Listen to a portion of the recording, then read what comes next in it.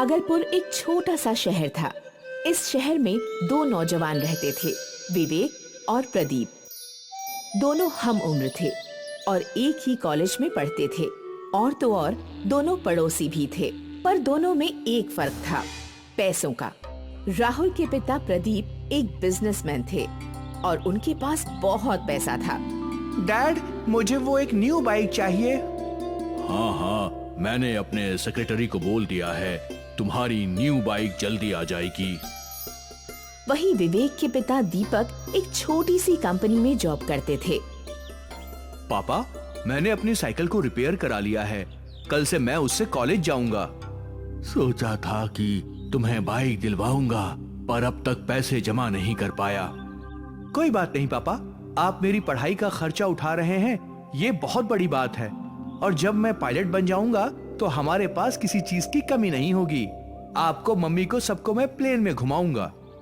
हाँ, हम भी शौक से घूमेंगे। और तो और अपने मायके वालों को भी लेके आऊंगी, उन्हें भी तो पता चले कि मेरा बेटा पायलट बन गया है। ले आना, सबको ले आना।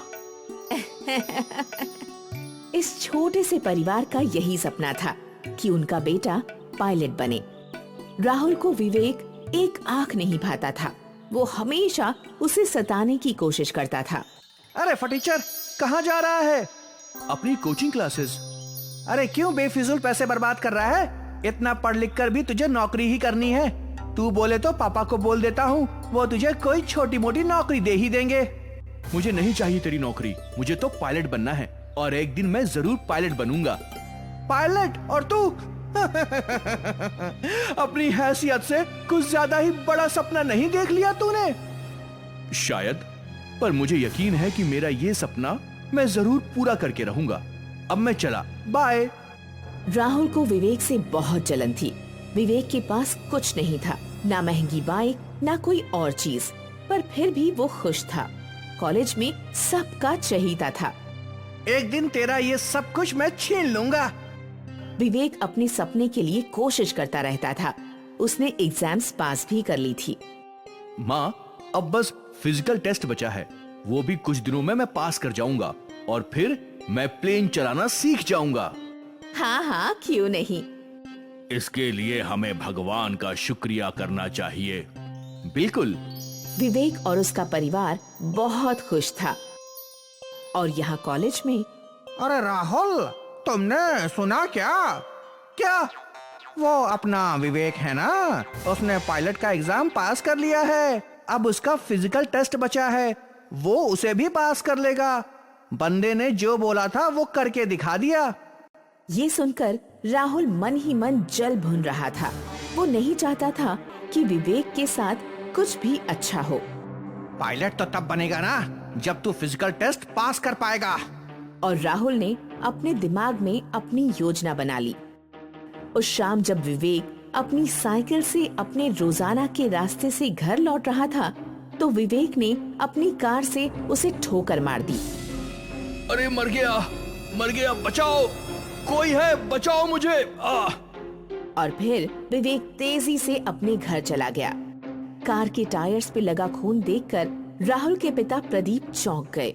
वो समझ गए कि जरूर कुछ न कुछ हुआ है। जब वो राहुल के कमरे में गए तो उन्होंने देखा कि राहुल जोर जोर से हंस रहा था। अब कैसे बनेगा तू पायलट? पायलट क्या, अब तो तू पैरों पर चलने के लायक भी नहीं रहा। अब तू पैरों पर चल भी नहीं सकता। ये तू क्या बोल रहा है? तूने क्या किया? किसी का एक्सीडेंट कर दिया? राहुल ने अपने पापा को सब कुछ बताया। वो विवेक मुझसे हर चीज में अच्छा था, मुझसे ज्यादा पॉपुलर था। अब सब खत्म। अब ना वो पायलट बनेगा, ना ही उसकी कोई बात करेगा। अरे बेवकूफ, अपनी जेलसी में तूने किसी की जिंदगी बर्बाद कर दी। वो लड़का जो भी हो, उसके परिवार पे क्या बीतेगी।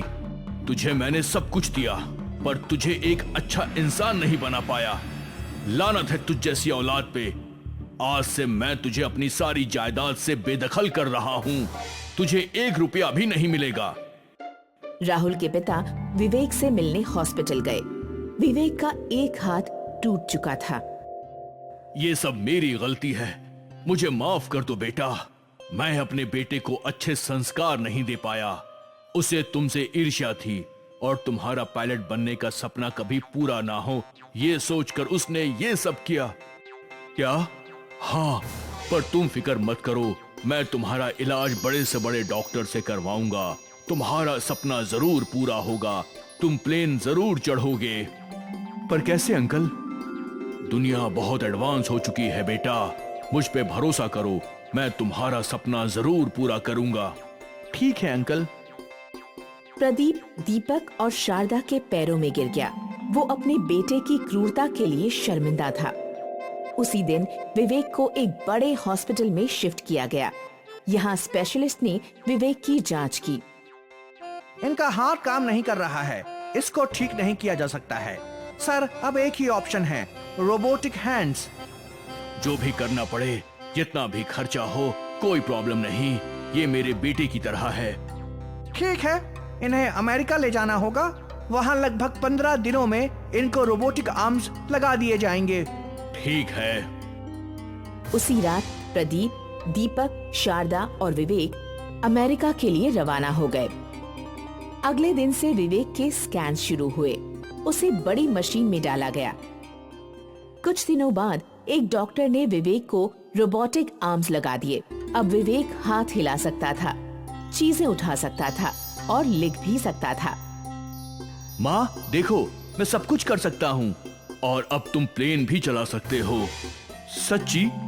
ये रहा तुम्हारा पायलट एकेडमी का एडमिशन लेटर। तुम्हारी एकेडमी को तुम्हारे रोबोटिक हैंड से कोई प्रॉब्लम नहीं है। भगवान का लाख लाख शुक्र है। धन्यवाद। मैं जितना भी कर लूं कम है। मेरे बेटे ने जो किया वो मैं कभी ठीक नहीं कर सकता।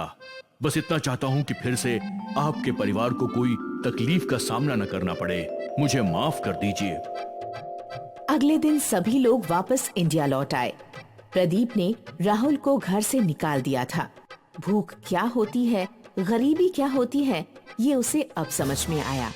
2 दिनों से मैंने खाना नहीं खाया। अगर मैं अपने घर में होता तो जो मांगता मुझे मिल जाता। राहुल एक मंदिर के बाहर चला गया। वो प्रसाद बांट रहा था। प्रसाद की लाइन में उसने भिखारियों को देखा। एक भिखारी का हाथ नहीं था। वो कैसे प्रसाद खा रहा था, ये देखकर राहुल की आंखों में आंसू बहने लगे। ये मैंने क्या कर दिया? हे भगवान, ईर्ष्या में मैं अंधा हो गया था। अब राहुल को अपनी गलती समझ में आ गई। राहुल विवेक के घर गया और उसके पैरों में गिरकर माफी मांगने लगा। मैंने पाप किया है, मुझे माफ कर दे राहुल, मुझे माफ कर दो। ईर्ष्या की आग में मैं अंधा हो चुका था। विवेक ने अपने रोबोटिक हाथ से राहुल को उठाया। ये सब देखकर राहुल हैरान था। तुझे पछतावा है, यही बहुत है। तेरे पिताजी ने तेरी गलती ठीक करने के लिए मेरी बड़ी मदद की है। ये देख, मैं सब कुछ कर सकता हूँ और मैं जल्दी प्लेन भी चला लूंगा। ये सुनकर राहुल के चेहरे पर मुस्कान आ गई और बस उसी वक्त उसके पापा प्रदीप वहाँ पहुँच गए। अंकल, आप राहुल को माफ कर दीजिए। अब वो बदल चुका है, उसे अपनी गलती का पछतावा है। प्लीज अंकल, मेरे लिए उसे माफ कर दीजिए। ठीक है। राहुल ने अपने पिता से रो रो कर माफी मांगी और फिर प्रदीप उसे घर ले गए। कुछ दिनों बाद विवेक पायलट एकेडमी पहुंच गया। वहां उसकी ट्रेनिंग शुरू हुई। कुछ ही महीनों की ट्रेनिंग के बाद विवेक प्लेन चला रहा था। वो बहुत खुश था, उसका सपना पूरा हो रहा था। और लगभग 1 साल बाद दीपक, शारदा, प्रदीप, राहुल सब एक फ्लाइट में थे और अनाउंसमेंट हुई। Hello everyone, this is your pilot Vivek Mehta and this is my first journey. Hope you have a wonderful flight. ये सुनते ही दीपक और शारदा की आंखों से आंसू बहने लगे। Congratulations अंकल, आज विवेक के आसमानी सपने पूरे हुए। हाँ, विवेक के आसमानी सपने। फिर कभी विवेक रुका नहीं। वो अपने रोबोटिक हाथ से प्लेन उड़ाता रहा। मंजिल उन्हीं को मिलती है जिनके सपनों में जान होती है।